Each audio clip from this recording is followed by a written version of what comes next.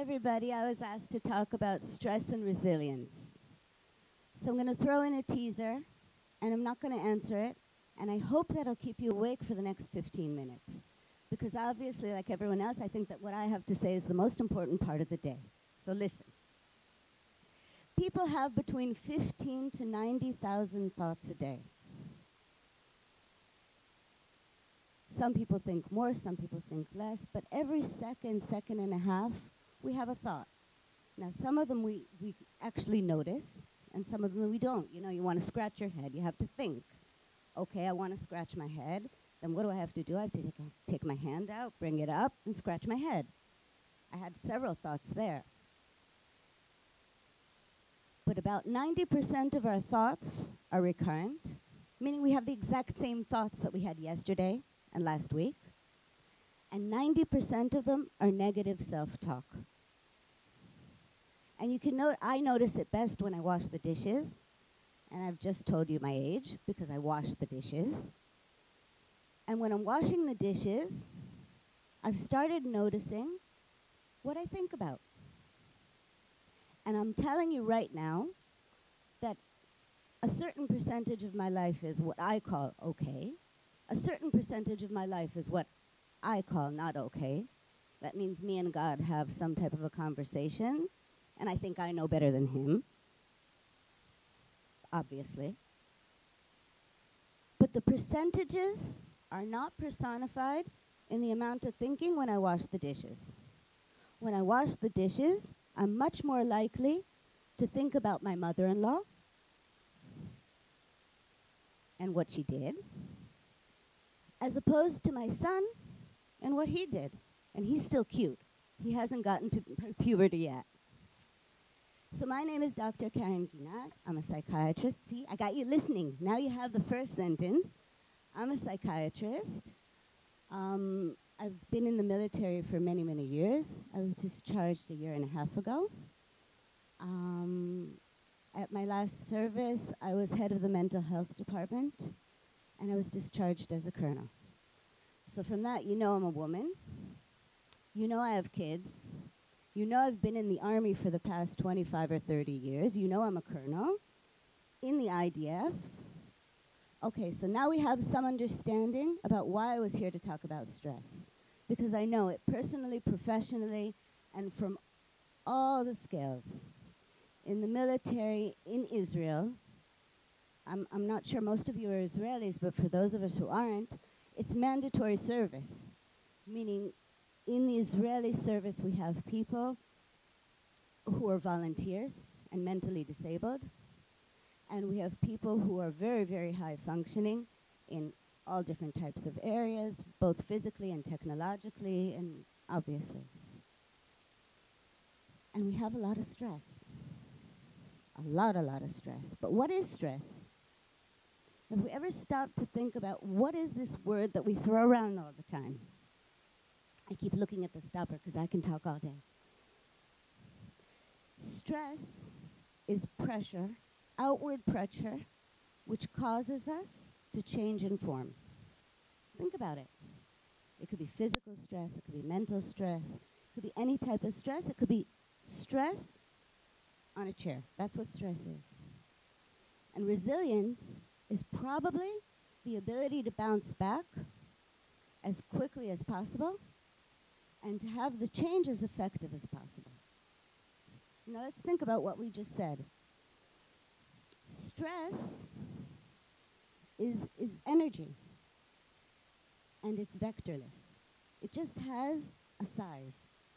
And you probably understand what I said better than I do, but I'll try again. We have stressful events, and if you have a lifelong chart of stressful events, they're what we call good and bad. And there's a story about what's good and bad. Someone loses all his money, and then it's a very, very old story. I think it comes from the East. I have no idea. It's not mine. A man raises horses. You know the story? Everyone knows the story? Oh, okay. It's a very old story. A man raises horses, and everyone says, you're not supposed to raise horses now, you'll lose all your money. And he says, I don't know what's good or bad. And then one of the horses, all the horses ran away, and he says, I don't know if it's good or bad. And they come back, and there's a wild horse, and his son rides the horse, and his son falls off, and his son becomes crippled. I don't know if it's good or bad. And the son is crippled and doesn't get married. I don't know if it's good or bad. And then there's a war, and the king takes all the able-bodied young men. I don't know if it's good or bad. And he has a son who's alive, and everyone else doesn't. Very, very morbid. But the question if something is good or bad is very obviously subjective. Marriage is stressful. Is it good? Is it bad? Moving from one place to another. Is it good? Is it bad? But it's stressful.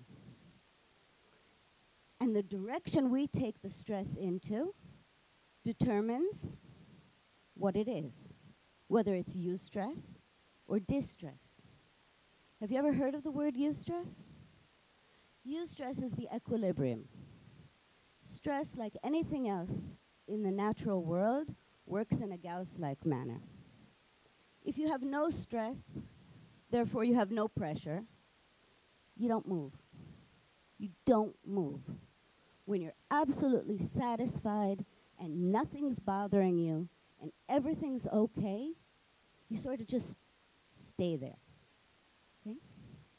So if we wanted to invent something, if we wanted to have kids, if we wanted to build a house, if we wanted to change the world, we need some type of energy. And that energy is called stress. When it's too little, we don't move. Okay? But then it gets higher and higher and higher and higher. And when it's too much, we either fight, flight, freeze. That's the autonomic response. But somewhere in the middle, somewhere in between, there's this plateau, which people call the flow, the zone, when great artists or speakers talk about it wasn't me, it went through me.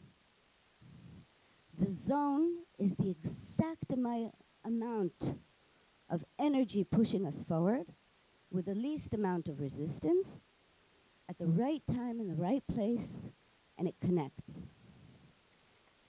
And I know I'm not talking in scientific words, but anyone who hasn't felt exactly what I'm talking about at some point in their life, raise your hand, and I'll explain it later. Really?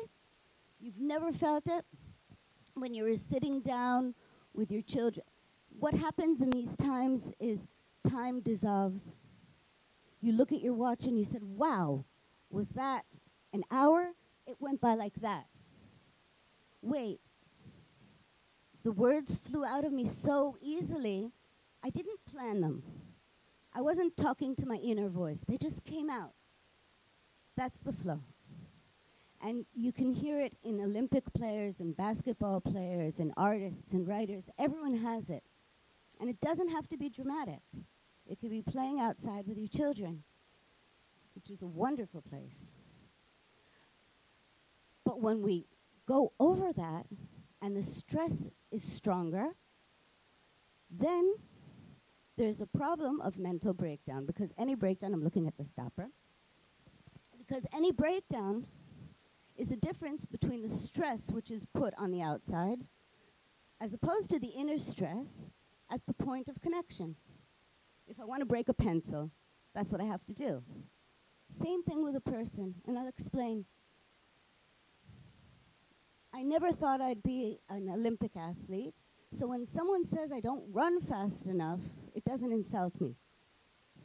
But if someone would have said I'm stupid, all of a sudden, wow, I walk around in the world saying I'm smart. I'm a doctor.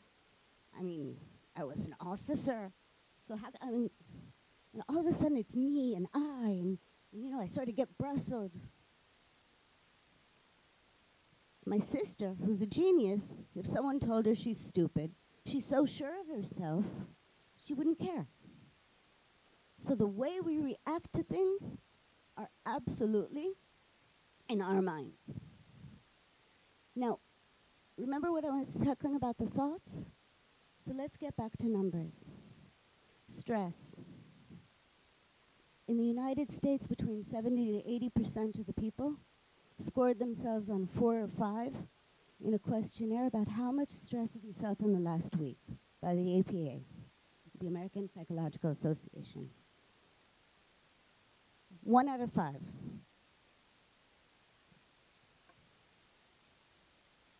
The WHO declared that anxiety and depression will be the leading disorder in terms of money, in terms of days of work lost, in terms of a lessening of fertility, both in the motivation to have children and in the ability to have children. And how did that happen? I mean, okay, we talked a lot about stress, but stress is supposed to make us move, meaning stress is something that's inherent within us. So, okay, you can say, listen, Karen, scientifically, if stress is something that's inherent with us, it's like any life process. We're going to die someday. We're going to die of something. So, okay, that's something that's bringing us closer to where we're supposed to be, and that's the way life is. But if you look, life is supposed to be a lot less stressful today. I mean, the fight, flight, or fear, we all know that's when a lion comes into the jungle. So number one, we don't have that many lions. I mean, let's face it, the things we get really stressed out about aren't the things that really threaten our survival. They're the small shit.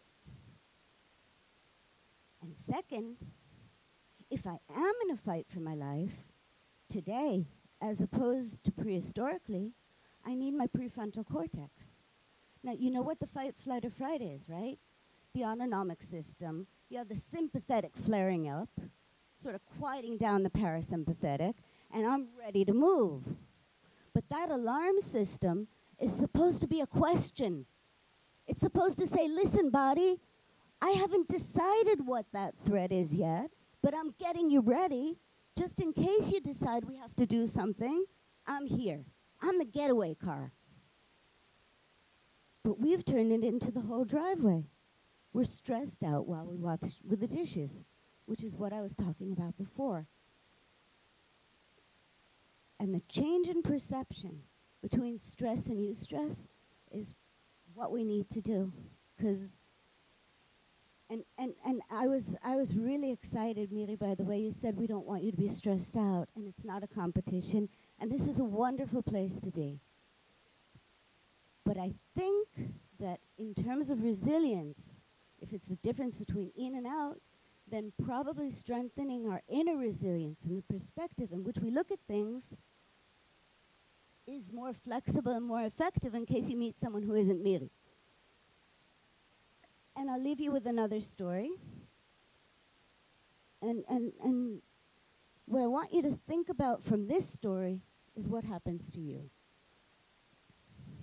I was building a small scenario with virtual reality with a friend, and it looks like this. You get into a car, and you're driving, and all of a sudden, you're cut off by this terribly fast car. Young man, about 20, 30, very flashy, very expensive car, bright red. I don't know, any other stigmas you want to stick in. We asked what stigmas people have, with a young, beautiful blonde woman next to him. And they're driving very fast, and they almost cut you off, and they almost cut someone else off, and everyone in the room is... And you look at their measurements, and the HRV, and it doesn't matter how you measure it, their stress levels are out of the ceiling. And then all of a sudden there's a pop-up. And the pop-up says, listen, what I didn't tell you is that these two are siblings. And his sister just had an epileptic attack. And they're orphans. And you see a bubble in his mind of him promising his mother on her dying bed that he'd take care of his sister. And he's all alone. And all he wants is to get to the hospital and have someone help him. And in a second, we're all filled with compassion. And the only difference, exactly, you hear the timer? And the only difference, the only thing that happened in reality is that I decided whether I spend the rest of the day with a high level of cortisol, because he's a bat, or I come out neutral, or with a little bit of endorphins.